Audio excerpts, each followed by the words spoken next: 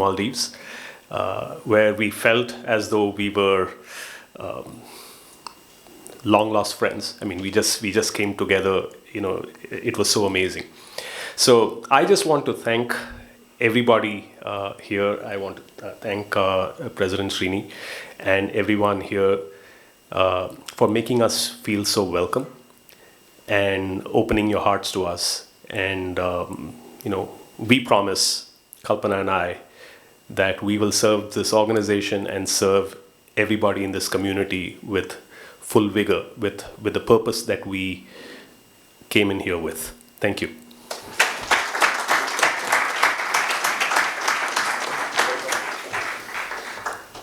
Thank you, Suresh, and look forward to having you here. I now request Rotarian Sudha to address the club in acceptance of her membership.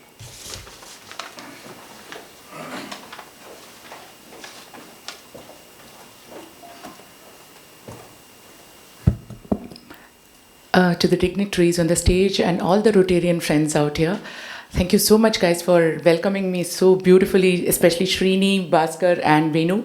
I especially have to mention your names because I know, I was telling everyone, it's very difficult to know all the names in the first 2-3 weeks, but I'm trying to remember as much as I can. And I would like to be here for most of the meetings. I think it's very nice to meet you guys. I think Rotary has been calling me for a very long time because when we were in Chennai, when we moved to Chennai, me, Sudeep, and Shashank, my son is here.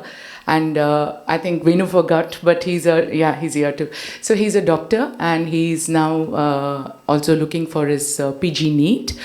So when we came to Chennai, it was like, everybody was telling us, you come to this Rotary, because we have so many Rotarian friends. But I think RCME, I was waiting for, because they say, that the right thing happens at the right time. So maybe my destination was RCME, and this was the right time. I'm so happy to be here, and I'm really committed to the cause of RCME, and I look forward to being friends with all of you guys. Thank you so much for having me here.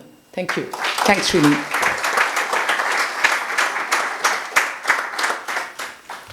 Thank you, Sudha. That concludes the induction ceremony for the day. I now hand it over back to the President. Thank you, Bhaskar. I once again welcome Rotarian Suresh and Rotarian Sudha as the 178th and 179th member of Rotary Club of Madras East. So we now move to the main agenda for the evening, and I request Rotarian Krishnan Naganathan to introduce our chief guest.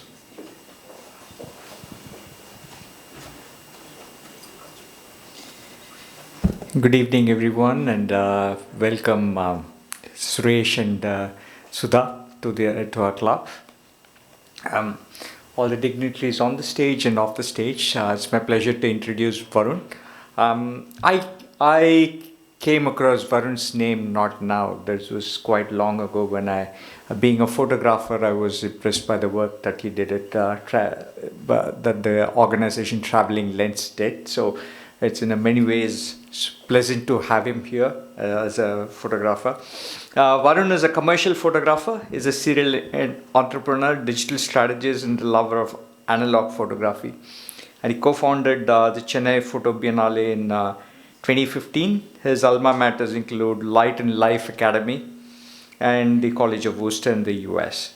In 2006, he founded Traveling Lens, a company that conducted specialized photography workshops and holidays in remote areas of India, especially their photo tours of Ladakh, and was quite famous, and it had a long waiting line as well. In 2010, Varun began work at the Art Chennai, a citywide arts event, to manage the photography exhibition with a focus on public engagement, through which they organized exhibitions in train stations and beaches in Chennai. Photo Seva is one of his long-term portraiture projects, where he travels to make portraits of local communities across India with a large format camera and black and white film. Varun is based in Chennai, and we are delighted to have him here today with us. Thank you so much, Krishnan. And Mr. Varun Gupta, the floor is yours.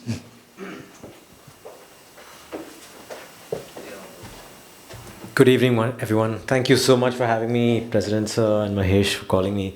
It's an opportune moment for me to be here because we are now, well, officially 9 days away from our next edition of the Chennai Photo Biennale.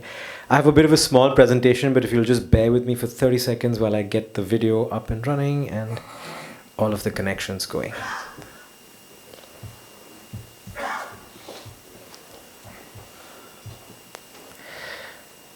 Okay, wonderful.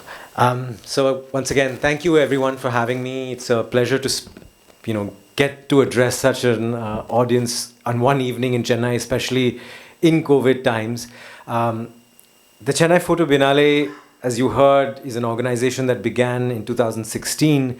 We began with the idea of bringing photography to public space. And I like to think of myself as a public art proponent or a public art activist, if you will.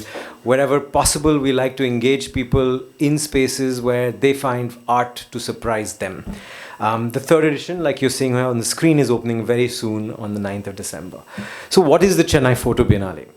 Chennai Photo Biennale is dedicated to the photographic art form. And when I say photographic art form, I'm not just talking about famous photographers and interesting artwork.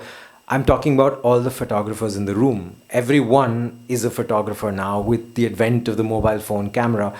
And the truth is, photography is one of the most accessible and easiest outlets for creativity. So it doesn't matter what job you do, you're a doctor, you're a lawyer, you work in a corporate, you yearn for a creative soul, and that creative soul's yearning is often answered by photography because it's so easy. It's like the gateway to creativity, I always like to think. We are a city-wide public festival, and this is a festival born in Chennai and with the name of Chennai in its nomenclature, the Chennai Photo Biennale. And we really believe that this is a festival for everyone, not just the elite in the room, but everyone on the street who stumbles upon art, and that it creates an experience for them. We're also a network of international, local, and of course, very hyper-local artists, photographers, and our whole vision is to let those worlds collide, that the international meets the local and there's a lot of exchange facilitated through what we do. And of course, we are a playground for cultural institutions like the Goethe Institute, which is one of our primary funders and partners, to come forward with supporting artists from their regions, but more importantly, because they really believe in the value of art and public space, and which is something which we're trying to change with the governments, let's say.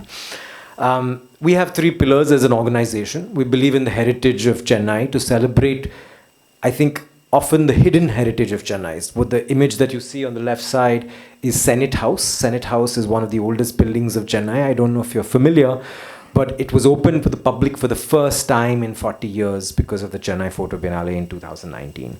We also work a lot in truly public space. So the train station, which you see in the center, is the Thiruvanmiyur MRTS station.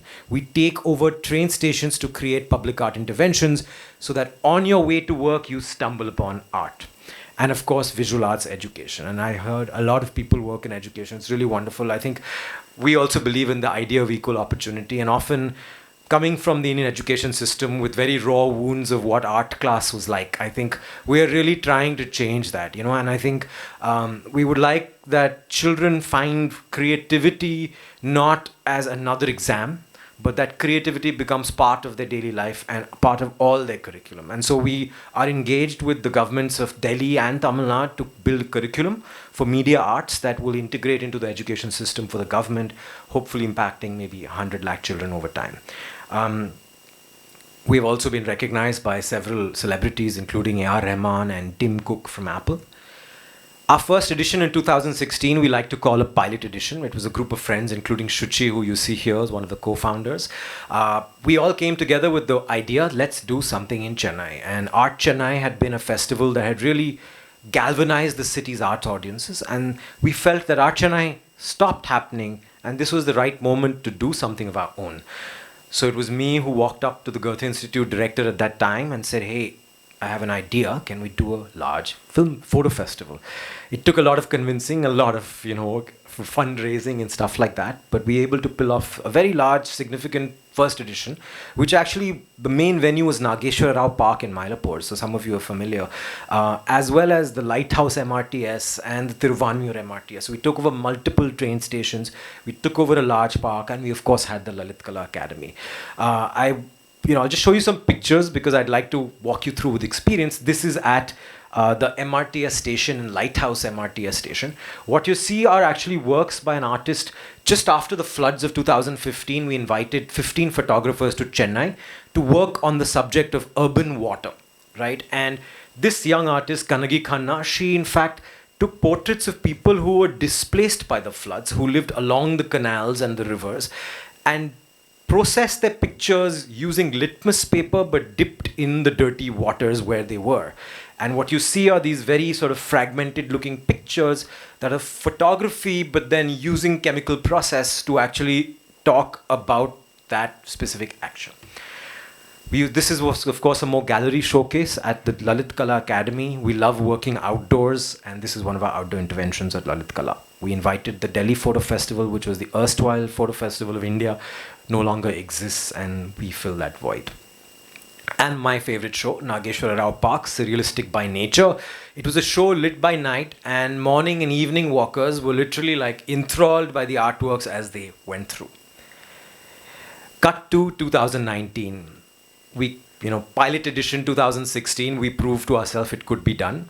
We took off an extra year, so in fact, a Biennale means once in 2 years, but 3 years later, in 2019, we came back with the bang, with the much, much larger edition. Pushpamala N was one of India's most famous photography artists. She was brought in to curate the second edition, and the second edition was more significant by many standards. And I'll show you a quick video.